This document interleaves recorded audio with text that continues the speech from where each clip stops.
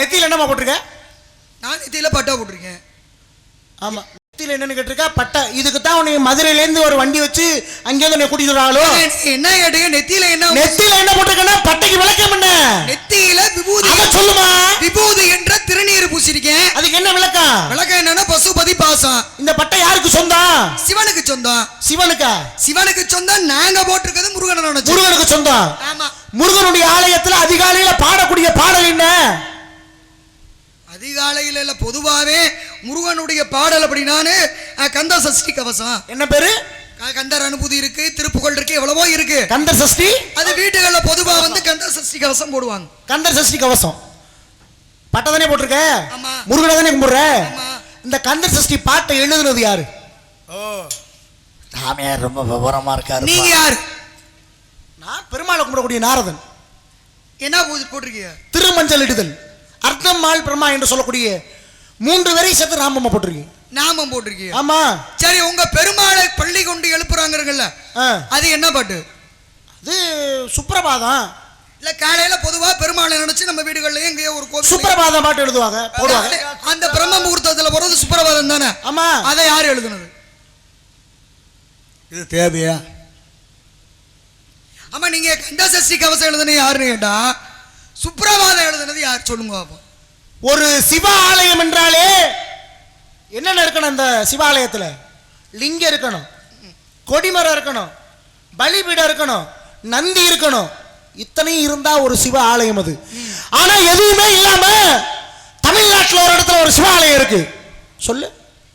லிங்கம் இல்லாம கொடிமரம் இந்த திருப்பெருந்துறையூர் ஆவடையார் கோயில், எங்க மதுரையில பிறந்த மாணிக்க வாசகர் வந்து கட்டின கோயில். இன்னைக்கு அங்க இருந்து நாகப்பட்டினத்துல இருந்து குதிரை வாங்க சொல்லி எங்க அரிமத்த பாண்டிய மன்னன் அனுப்பிவிட்டாரு. இவர் வந்து கொண்டுட்டு வந்த காசுக்கு பூரா கோவில கட்டி உட்கார்ந்தாரு. பாண்டிய மன்னன் ஆளை கூப்பிட்டாரு, வர்றீங்களா இல்ல சிறைச்சேல மனமா குதிரையோட வாயானாரு. உடனே அந்த காட்டுக்குள்ள இருந்த நிறைய புற பரின்னா குதிரையா மாத்தி கூட்டிட்டு போனாரு.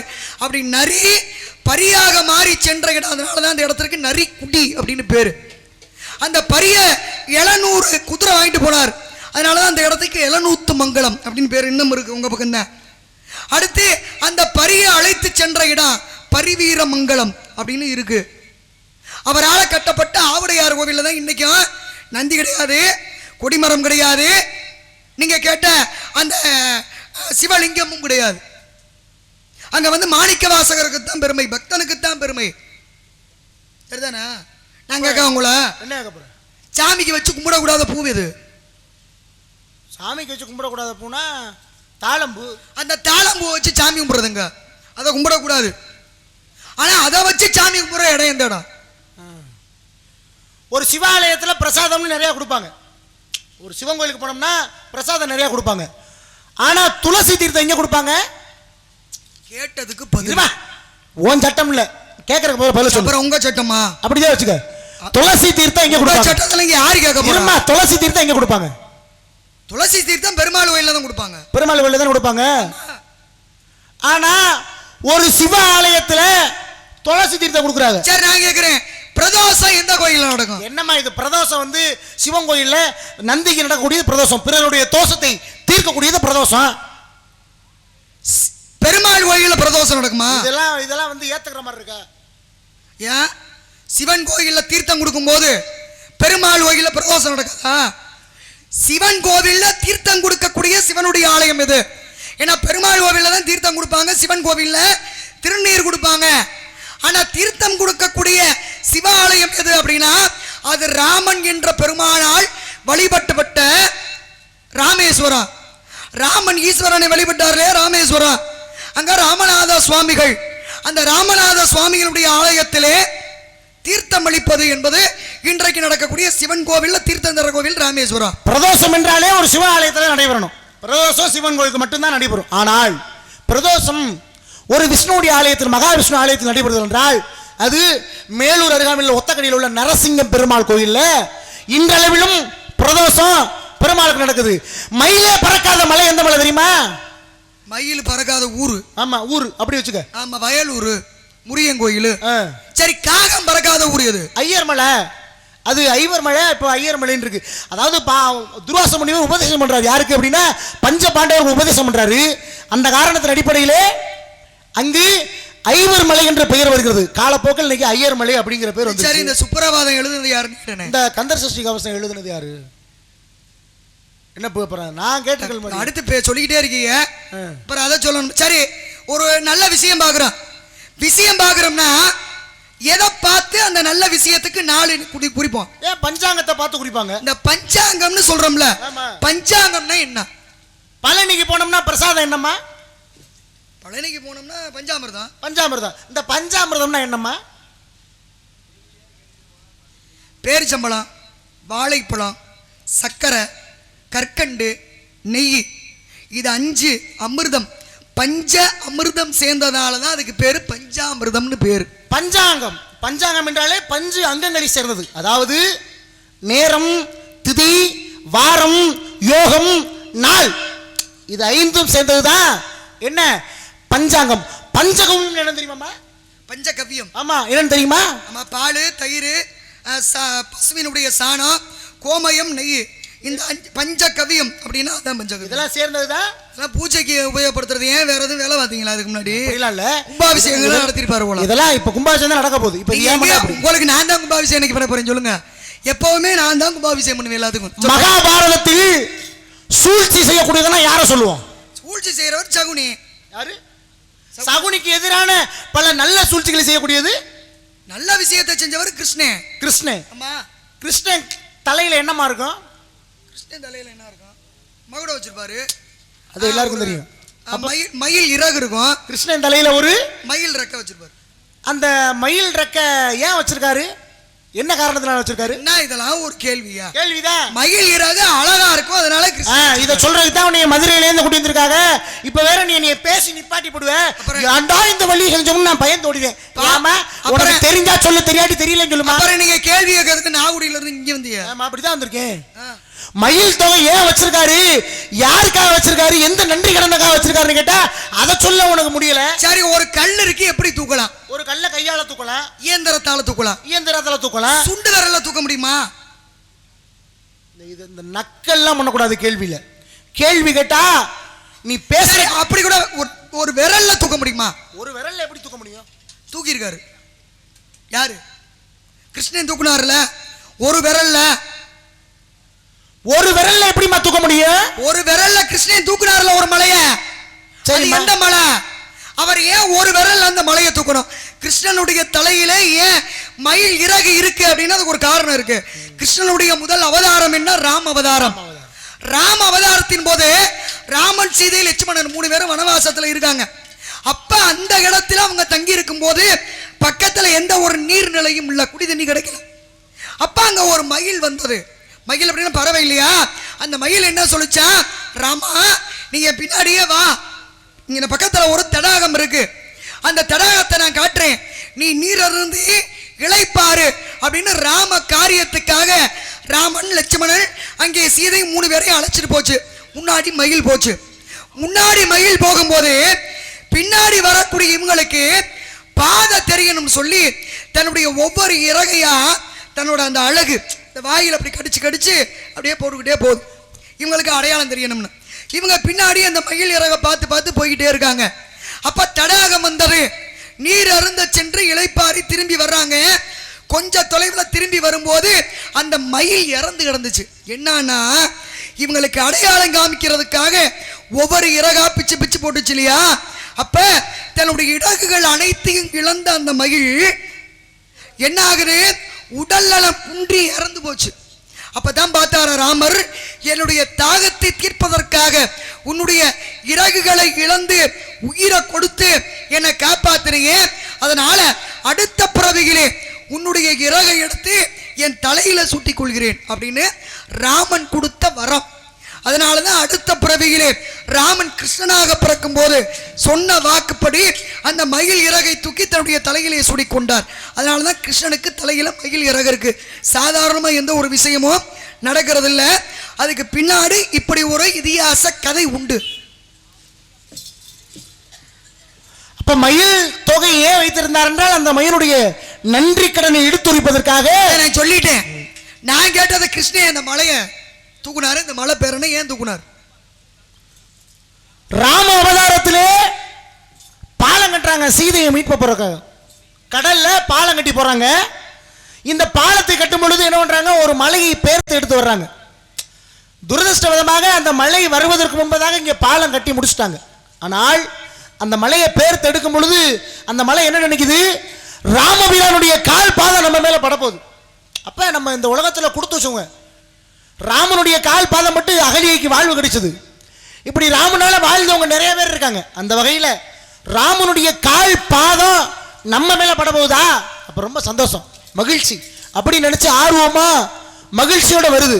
ஆனா துரதிருஷ்டவசமா அது வந்து நிக்கையில பாருங்க, இங்க பாலம் கட்டுற வேலை முடிஞ்சுட்டாங்க. இப்போ ஒரு அசரீரி பாலம் கட்டிய வேலைகள் முடிக்கப்பட்டதால் எடுத்த கல்லை எடுத்த மலையை பேர்த்த இடத்துல கொண்டு வைங்க அப்படி.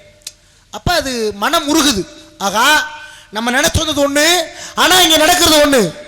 ராமனுடைய கால் பாதம் படணும்னு வந்தோம், இங்க நமக்கு இதுக்கான வாய்ப்பே கிடைக்கலையே அப்படின்னு மனசு ரொம்ப தளரிச்சு. அப்பதான் அது ரொம்ப கவலையோடு போனிச்சா. ராமன் இதை கவனிக்கிறார். அப்படியா, சரி. இப்பொழுது இந்த அவதாரம் முடியுது, பாலம் கட்டுறாங்க, சீதையை மீட்டு வர்றாங்க, சண்டை போடுறாங்க, அது முடியுது. பிறகு மகாபாரதம், மகாபாரதத்திலே சிறு குழந்தையாக கிருஷ்ணன் இருக்கிறார். கிருஷ்ணன் சிறு குழந்தையாக வளரும் பொழுது அங்கே இதே மாதிரி ஒரு திருவிழா நடக்குது. திருவிழா ஏற்பாடு ஆகிட்டு இருக்கு, இந்திர விழா, அதாவது இந்திரனுக்கு விழா. அப்ப இவர் போய் கேட்கிறாரு, ஆமா இந்த விழா எதுக்கு? ஐயா, இந்த இந்திர விழா எதுக்குன்னா இந்திரனுக்கு ஒரு பாராட்டு விழா மாதிரி. ஏன்னா அவனுடைய பங்கு இல்லாம இந்த உலகத்துல எதுவும் இல்லை. அவன் சொன்னனாலதான் வர்ண பகவான் மலையை பொழிய வைக்கிறான். இப்படி பல விஷயங்களை இந்த உலகத்துக்கு நன்மைக்காக பண்றான். அப்ப அப்படி பண்றதுனால அவனுக்கு ஒரு பாராட்டு விழா வைப்போம். ஒருத்தனுடைய வேலையை செய்வதற்கு அவருக்கு பாராட்டு தேவையில்லை.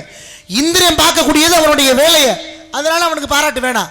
நீங்க என்ன பண்றீங்கன்னா இந்த இந்திர விழாவை பசுமாட்டுக்காக மாத்துங்க.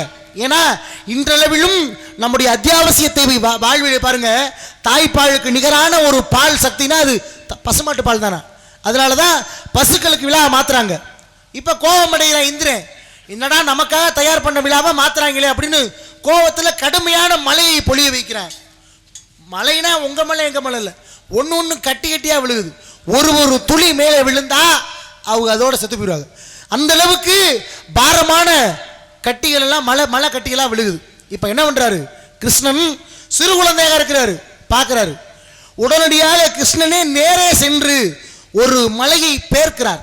எப்படி பேர்க்கிறாரு, சுண்டி விரலாலே பேர்த்து தன்னுடைய தலைக்கு மேல் 7 நாள் தலை பாகையாக வைத்திருந்தார்.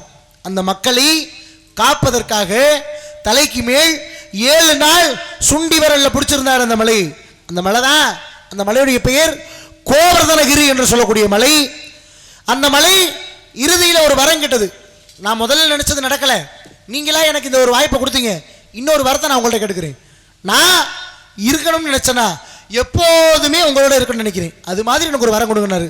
அதனாலதான் கிருஷ்ணன் என்ன பண்றாரு, ஒரு அடுத்த அவதாரத்திலே நான் இருக்கக்கூடிய திருப்பதியிலே 7 மலையிலே அந்த 7வது மலைக்கு ஒரு பேர் இருக்கு. அந்த மலையில திருமலையில் என்று பேர். அந்த மலையில வந்து நீ இருந்துக்க, அந்த மலையில நீ இரு, அந்த மலையில நான் வந்து உனக்கு காட்சி தரேன்னு சொல்றாரு. அதனாலதான் கோவர்தனகிரி என்ற மலையை பேர்த்து எடுத்து சுண்டி வரல. இருந்தாலும் படிக்கிற விஷயத்தை கேட்கறது ரொம்ப அழகு. கிருஷ்ணர் தூக்குன மலை என்னன்னு கேட்டா உடனே நம்ம சொல்லிடலாம். சுண்டி வரல ஒரு ஆள் மலையை தூக்குனான்னா அப்ப அது யோசிக்கிற மாதிரி இருக்கு. இருந்தாலும் ஒரு பெண்ணை அடிப்பதுங்கிறது கொடுமையான விஷயம் தானேமா. ஒரு 10 பேருக்கு நடிச்சு ஒரு பெண்ணை அடிக்கிறது கொடுமையான விஷயம். ஆனால் நிறைமாத கர்ப்பிணி அடிப்பது சரியா? நிறைமாத கர்ப்பிணி என்ன பேசுறீங்க, அடிக்க முடியாதுல்ல. அப்படிப்பட்ட நிறைமாத கர்ப்பிணிய தலையில கட்டி தொங்க விட்டா ஒருத்தன். உன்னைய முதல்ல தலையில கட்டி தொங்கணுங்க. அப்படிலாம் முடியாது, என்னைய தூக்கவே முடியாது உன்னால. அப்படிலாம் சொல்லாதீங்க. உலகத்துல வந்து உடல் பலத்தை காட்டிலும் மனம் பலம் பெருசுன்னு எப்பவுமே நம்புவேன். அதனால ஒன்றும் பிரச்சனை இல்லை, சொல்லுங்க. ஒரு பெண்மணியை அடிப்பது தவறு என்றால், அதுவும் நிறைமாத கண்மணியை அடிப்பது, தலையில கட்டி ஒருத்தன் தொங்க விட்டான். எங்க தலைகீழா கட்டி தொங்க விட்டாங்கன்னா அந்த சுப்ரபாதம் பாடினது யாருன்னு கேட்டேன். அந்த கந்தர் சஷ்டி கவசத்தை பாடினது யாருன்னு கேட்டேன். சொல்லிட்டா முடிச்சிடலாம் என்னன்னு. ஆமா, அதை சொல்லிட்டு அடுத்த பிரச்சனை, அடுத்த விஷயம் வந்துருமா, என்ன நேரத்தை வீணாக்க கூடாதுல்ல. அதாவது திருச்செந்தூர்ல இப்ப ஐப்பசி மாசம் சஷ்டி சூரசம்ஹாரம் தானே ரொம்ப சிறப்பா நடக்கும். அப்ப அங்க பாலன் தேவராயன்னு ஒருத்தர் போனார். இந்த பாலன் தேவராயனுக்கு தீராத வயித்த வலி தாங்க முடியல. என்ன பண்ணாரு, கடல்ல விழுந்து செத்து போயிருவான். இந்த வயித்த வலி நம்மளால தாங்க முடியல. ஆனா சூரசம்ஹார திருவிழா நடக்குதே நம்ம முருகனுக்கு, அதனால முருகனை வணங்கிட்டு இந்த உசுரை விட்டுருவான் அப்படின்னு நினைச்சுக்கிட்டு இருக்கார். அப்ப முருகனை நினைத்து அந்த இடத்திலே தன்னுடைய உயிரை அப்போது மாய்த்து கொள்ளாமல் முருகனுடைய சிந்தனையிலே இருந்த காரணத்தினாலே சூரசம்ஹாரம் நல்லபடியா முடிஞ்சிச்சு. முடிஞ்ச உடனேயே என்ன ஆகுது, அவருடைய தீராத வைத்த வலி, எத்தனை வைத்தியரும் உலகத்தில் தீர்க்க முடியாத அந்த வைத்த வலிய அந்த உலக வைத்தியநாதனுடைய மகன் நம்ம முருகன் தீர்த்து விட்டார். அப்படி தீர்த்த காரணத்தினாலே முருகனை நினைத்து அவர் தான் முதல்ல கந்த சஷ்டி கவசம் பாடியவர் யாரு அப்படின்னா பாலன் தேவராய சுவாமி. அவர் பாடினதுதான் கந்த சஷ்டி கவசம். சரிதானா? சரிதாமா.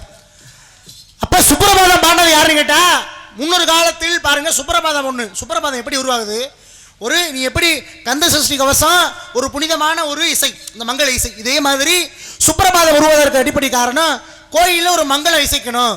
அதிகாலையிலே அதாவது திருமால் பார்க்கடலில் சயனம் செய்து கொண்டிருக்கின்றார். ஆதிசேடன் என்ற பாம்பில் படுக்கையாக்கி என்ன பண்றாரு, சயனம் செய்கிறார். சயனம்னா தூங்குறதுன்னு இல்லை, தூங்குற மாதிரி படுத்திருக்கிறது. அப்புறம் அவர் காலையிலே அவரை எழுப்புவதற்காக சுப்பிரபாதம் என்ற ஒரு பாடல் பாடப்படுகிறது. இந்த சுப்பிரபாதம் என்ற பாடலை எழுதியவர் பிரதிவாதி பயங்கர அண்ணா என்று சொல்லக்கூடியவர் தான் இந்த பாடலை எழுதினார். கிட்டத்தட்ட ஒரு 15ஆம் நூற்றாண்டு வாக்கில் ஆமா. நன்றி நன்றி. யாருக்கு கைதட்டி இருந்தாலும் நன்றி, நல்ல விஷயம். இப்பதான் ஒருத்தர் கைதட்டி இருக்காரு. சரி, இந்த மாசமான சரி இருக்கட்டும். மனுஷன் பிறப்பு இறப்புன்றது ரொம்ப முக்கியம். இப்ப மாசமா இருந்த பெண்ணை, கர்ப்பமா இருந்த பெண்ணை தலைகீழா கட்டி தொங்க விட்டது யாருன்னா சோழ நாட்டுல கமலாபதினு ஒரு பெண்ணு. அந்த காலத்துல மன்னருடைய மனைவி அப்படின்னும் போது அந்த குழந்தை எப்ப உருவாச்சு, அது எப்ப பிறக்கும் அப்படின்னு ஒரு ஜாதகம் ஒரு குறிப்பாங்க. அப்படி குறிச்சு பார்க்கல அந்த பிள்ளை பிறக்கக்கூடிய நேரம் சரியில்லை, கெட்ட நேரம், நாடே அழிஞ்சு போயிடும். இந்த நாட்டில் கெட்டது நடக்கும். ஆனா இதே பிள்ளை சில நாளிகை கழிச்சு பிறந்தா, ஒரு நாளிகைனா 24 நிமிஷம், சில நாளிகை கழிச்சு பிறந்தா இந்த நாட்டுக்கு நல்லது நடக்கும். நிறைய சிவன் கோவில் கட்டுவியா, பெரிய ஆளா வருவியா அப்படின்னு சொல்லும் போது அந்த தாய் அதை கேட்டவன் என்ன பண்ணா, ஒரு பெத்த தாய்க்கு என்ன சந்தோஷம், தன்னோட குழந்தைய பத்தி மற்றவங்க பெருமையா பேசுறதுதான் சந்தோஷம். வள்ளுவர் சொன்னார் இல்லையா, ஈன்ற போது பெரிதுவக்கும் தன் மகனை சான்றோனனை கிட்ட தாய். ஒரு குழந்தைய பெற்றெடுக்கிறத காட்டிலேயே அந்த குழந்தைய பத்தி அடுத்தவங்க பேசும்போது, பெருமையா பேசும்போது அந்த தாய்க்கு ரொம்ப சந்தோஷம். அப்ப என்ன பண்ணாலா, அந்த கெட்ட நேரத்துல என் பிள்ளை பிறக்க கூடாது அப்படின்னு சொல்லி என்னை தலைகீழா கட்டி தொங்க போடுங்கன்னு மன்னர் இடத்திலையும் தன்னுடைய தோழிகள் இடத்திலையும் சொல்லும் போது, அதே மாதிரி அந்த பெண்ணுடைய வார்த்தையை மீற முடியாம நிறமாச கர்ப்பிணி குழந்தை பிறக்கிற நேரத்தில் தலைகீழா கட்டி தொங்க போட்டா எப்படி குழந்தை பிறக்க முடியாதுல்ல. அப்ப அந்த கெட்ட நேரம் முடிந்து ஜாதகர் சொன்ன அந்த நல்ல நேரம் ஆரம்பிக்கும் போது கட்ட விட்டு விட்டாங்க.